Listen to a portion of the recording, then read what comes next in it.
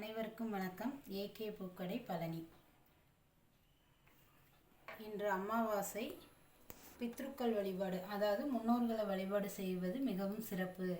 இது நம்மளுக்கு தெரியும் ஃப்ரெண்ட்ஸ். அமாவாசைனாலே முன்னோர்கள் நம்ம வீட்டுக்கு வருவாங்க, அவங்களுக்கு பிடிச்சதை சமைச்சு நம்ம விரதம் விடுவோம் அப்படின்றது உங்களுக்கு தெரியும். முன்னோர்கள் அப்படின்னா ராகு கேதுவை குறிக்கும். ராகுங்கிறது தந்தை வழி உறவினரையும், கேதுங்கிறது தாய் வழி உறவினரையும் குறிக்கும். அதாவது தந்தை வழின்னா அப்பத்தா பாட்டா அப்படின்னு சொல்லுவாங்க, தாய் வழின்னா அம்மாச்சி தாத்தா அதை சொல்லுவாங்க. அந்த உறவினர்களை குறிக்கிறதுங்க ஃப்ரெண்ட்ஸ். ராகுன்னா அருகம்புல் குறிக்கும், கேதுன்னா செவ்வரளி பூவை குறிக்கும் ஃப்ரெண்ட்ஸ். நம்ம ராகு கேது தான் முன்னோர்னு சொல்லியிருக்கோம். அப்போ என்ன பண்ணணும், அருகம்புல்லையும் செவ்வரளி பூவையும் கட்டி நம்ம முன்னோரோட ஃபோட்டோஸ்க்கு போடணும். போடும்போது அவங்களோட ஆசீர்வாதம் நமக்கு கிடைக்கும் ஃப்ரெண்ட்ஸ். இதனால் குடும்பத்தில் நல்ல நிம்மதியான சந்தோஷமான ஒரு சூழ்நிலை உருவாகும் ஃப்ரெண்ட்ஸ். அருகம்புல் எனக்கு கிடைக்கல அப்படின்னு சொல்கிற பட்சத்தில் செவ்வரளி பூ மட்டும் நம்ம போடலாம். செவ்வரளி பூ எல்லா இடத்துலையும் கிடைக்கும் ஃப்ரெண்ட்ஸ். நம்ம வசதிக்கு தகுந்த மாதிரி நம்ம எது வேணாலும் எடுத்து போட்டுக்கலாம் ஃப்ரெண்ட்ஸ். அடுத்து அமாவாசைனாலே கோமாதா வழிபாடு நிச்சயமாக பண்ணுவாங்க. கோமாதா அப்படின்னா பசு. ரோகிணி நட்சத்திரங்கிறது பசுவை குறிக்கும். பசுவுக்கு வாழைப்பழத்தையும் அகத்திக்கீரையும் கொடுப்பாங்க. எப்பயுமே அதை எல்லாருமே பண்ணுவாங்க. ரோகிணி நட்சத்திரம் வர்றதுனால ரோகிணி நட்சத்திரத்தோட நிவேதன பொருள் ஜாங்கிரிங்க. இன்றைக்கி ஞாயிற்றுக்கிழமை அப்படிங்கிறது சூரியனுக்குரிய நாள்.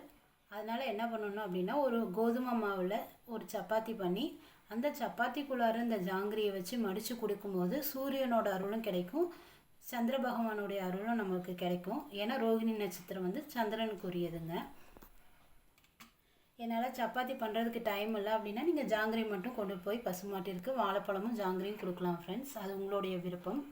இப்படி பண்ணும்போது நம்ம வீட்டில் நிலையான செல்வம் பெருகும் ஃப்ரெண்ட்ஸ். நிச்சயமாக பண்ணுங்கள். இது உங்களுக்கு நல்ல பயனுள்ள தகவலாக இருக்கும்னு நான் நம்புகிறேன்.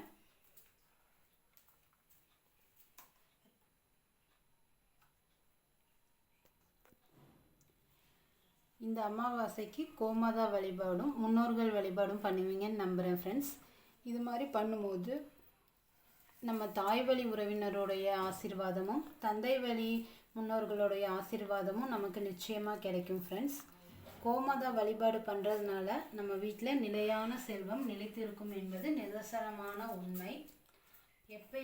எப்போல்லாம் டைம் கிடைக்குதோ அப்போல்லாம் நம்ம பசுமாட்டிற்கு வாழைப்பழமும் அகத்திக்கீரையும் கொடுத்துட்டு வந்தாலே நம்மளோட வாழ்க்கை நல்லபடியாக மாறுங்கிறது நிதர்சனமான உண்மை. நீங்கள் ட்ரை பண்ணி பாருங்கள் ஃப்ரெண்ட்ஸ்.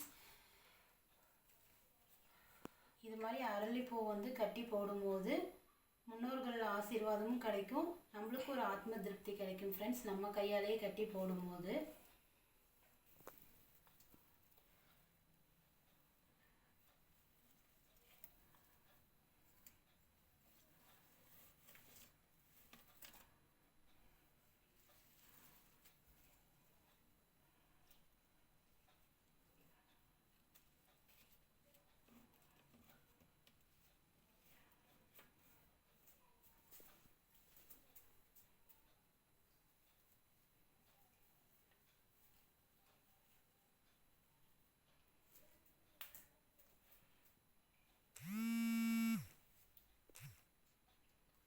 இந்த வீடியோ உங்களுக்கு பிடிச்சிருந்தால் லைக் பண்ணுங்கள், ஷேர் பண்ணுங்கள், மறக்காமல் சப்ஸ்கிரைப் பண்ணுங்கள். இது மாதிரி சின்ன சின்ன ஆன்மீக தகவலை எனக்கு தெரிஞ்சதும் உங்கள் கூட நான் ஷேர் பண்ணுறேன் ஃப்ரெண்ட்ஸ்.